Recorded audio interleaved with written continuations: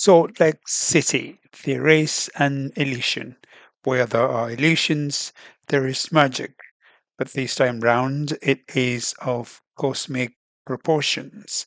We are taking a flight of fancy this Saturday morning. Smoke and mirrors. What is magic without smoke and mirrors?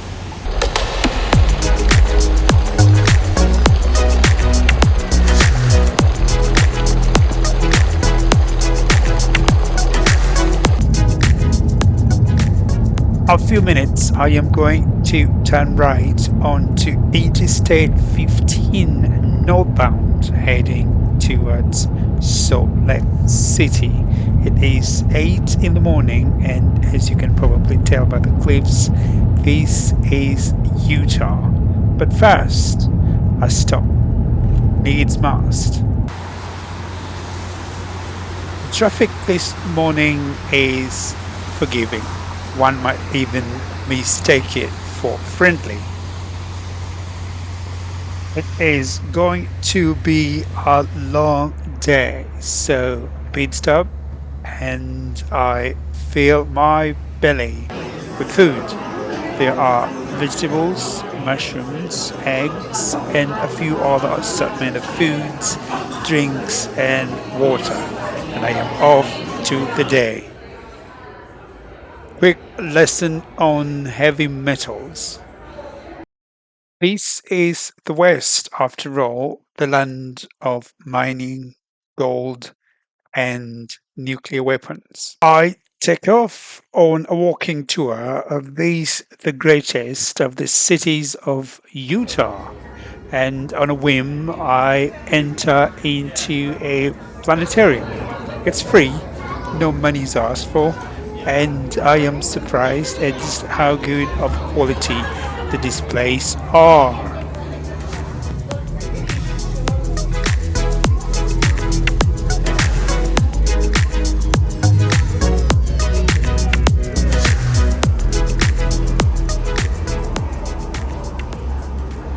There is the classic Milky Way galaxy with its constellations, other depictions of groupings of planets within and beyond our very own solar system, and of course, static electricity.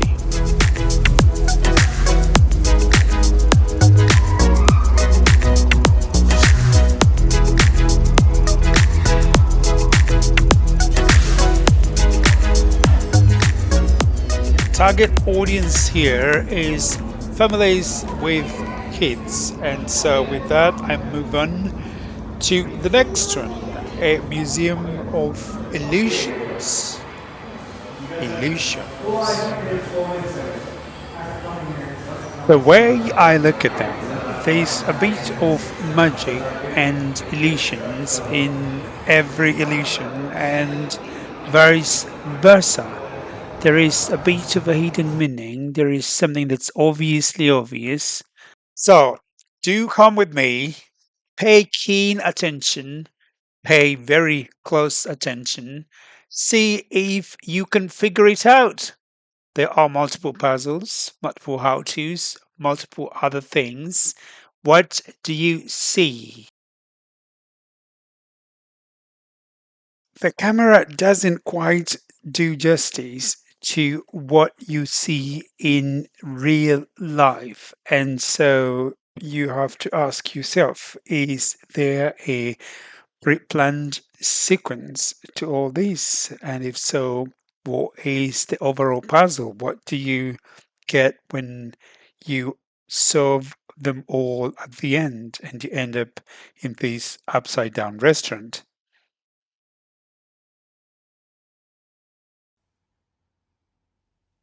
Perhaps now it's a good a time as any for a Red Bull to replenish my energies. And by that, I am talking about the drink. So if you are from Salt Lake City and you know what this bull stands for, I'm guessing it's a mascot for a company. Let me know. That is Salt Lake City's light rail public transport, and I am informed that portions of it, if not all of it, is free to the public. You don't have to pay, it's paid for by the city. But I have just missed it, so I continue my walking tour on foot. Utah Sports Hall of Fame Museum. And when I walked in, I was hoping, or at least I thought I would see a lot of Utah Jazz memorabilia. If you know a bit of basketball, I don't actually, but I do know that in the 90s, the Utah Jazz were the team to beat, and they made it to the finals once or twice. And so I was hoping that I would see a lot of memorabilia here related to the grits of that basketball team. There is a bit, but not as much as perhaps one would expect. The city of Salt Lake City has a hockey team, ice hockey, a few other teams as well. They are represented here in one way or another. I have walked my way into downtown, or at least what appears to be Utah's Salt Lake City's city square.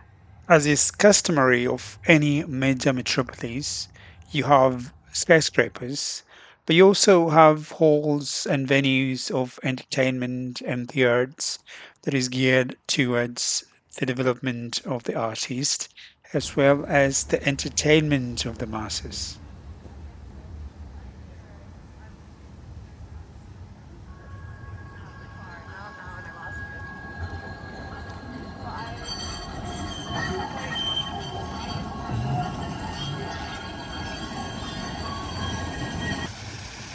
And so, having done that, I move on. I keep on exploring the city square, and this is the Church of Jesus Christ of Latter-day Saints. I am told that this is the headquarters, and this statue is of Joseph Smith, the founder of the church.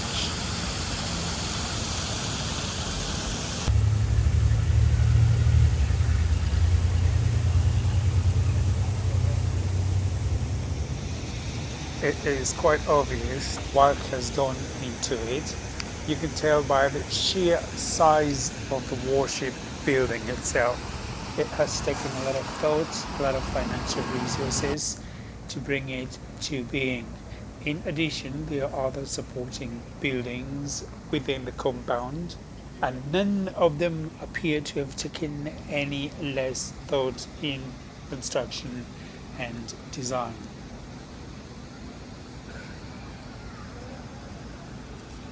Angel Gabriel blowing the trumpet for the last time at the end of time when Jesus comes down from the clouds and the world as we know it ends. I am not sure if I'm right or wrong, but I would assume that that was the intent, and if it's not, perhaps you can let me know if you know otherwise.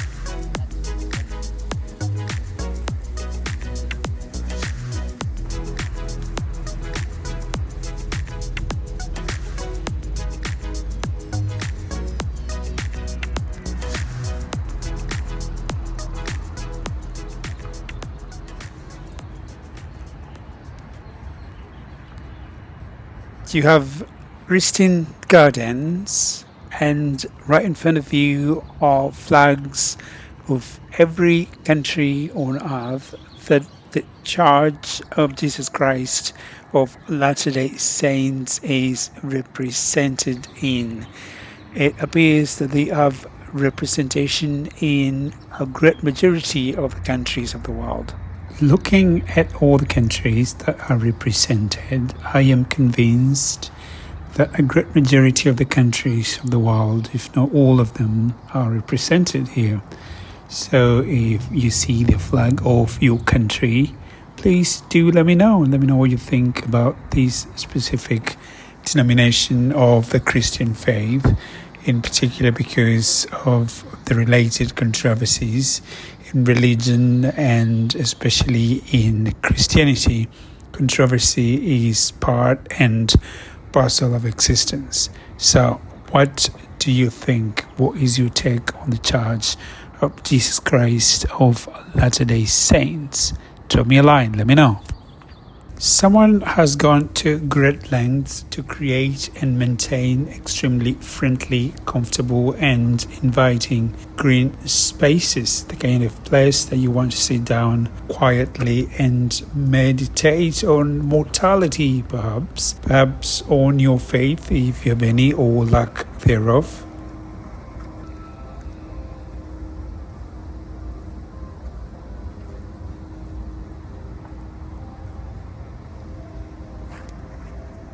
This is a depiction of Jesus in the Garden of Gethsemane in the moments before he was crucified. It is written that he pleaded with God to at least lessen the burden of what was about to happen. And in that moment, there is perhaps no other time in the history that is recorded of Jesus being on earth that he appears as human as he was, being afraid of suffering, being fearful, hoping, praying that the cup might bypass him by some miracle or another.